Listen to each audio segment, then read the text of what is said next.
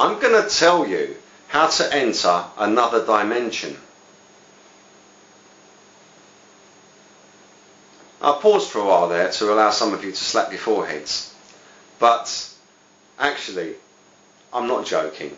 Really, I'm going to show you how to enter another dimension, how to enter the realm of darkness. And before you freak out and think that I'm going to show you magic or some other forbidden nonsense like that, I'm going to do no such thing.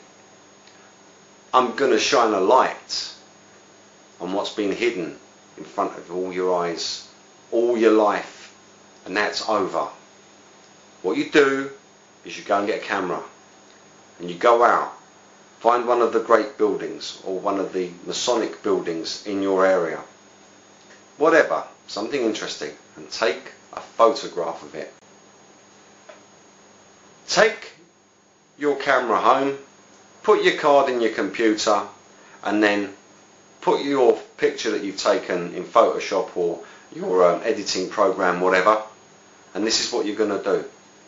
Get your rubber and rub out all the brickwork. Just leave all the decorative additions of the building. Be careful, just the brickwork. Once you've done that, you have now stripped that building down. You now have access to all the hidden cryptography in that building. If you watch our series Nibiru Palace parts 1 to 7, you will understand how it's done and exactly what you can find. It's time for the whore of Babylon to burn, and in order for her to start burning, everyone has to know who she is and has to understand who she is. Take a picture of one of the great buildings, take that picture home, Photoshop it, whatever you're going to do with it. Take all the brickwork away, take the sky away from around it, take everything away from it. Just leave all the decorative masonry. You now have access to another dimension. You now have access to the hidden cryptography, which is hidden right before your very eyes. If there's any strange paintwork on the building, leave that on too. Like I said, watch Nibiru Palace parts 1 to 7 to see how it's done and just what you can find.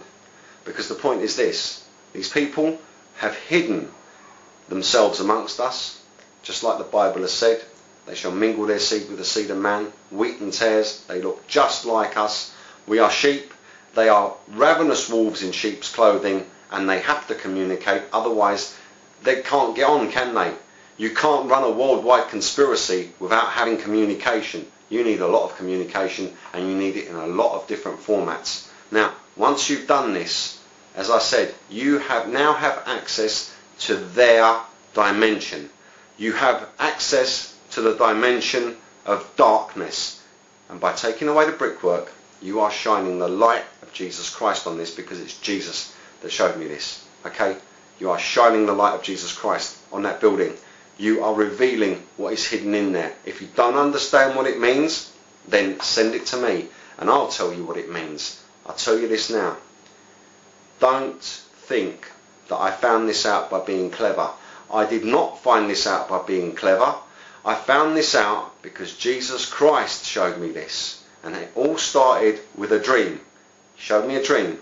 He said to me in the dream, you're going to be running a website telling people what the government are doing. And I thought, what the British government are doing? No, it wasn't the British government. It's the real government of the entire world. The whore of Babylon that runs everything. And this is how you will expose her. Take a picture like I told you. Get rid of all the brickwork. Leave any strange paintwork. Leave the windows. Leave all the decorative masonry. And you now have access to the dimension of darkness without any hindrance. You will be able to see and understand that they are communicating here amongst us. They have a very evil intention, and you have been called by God to pay the whore of Babylon back double. If you don't believe me, look in the book of Revelation. Go out and look at your new dimension.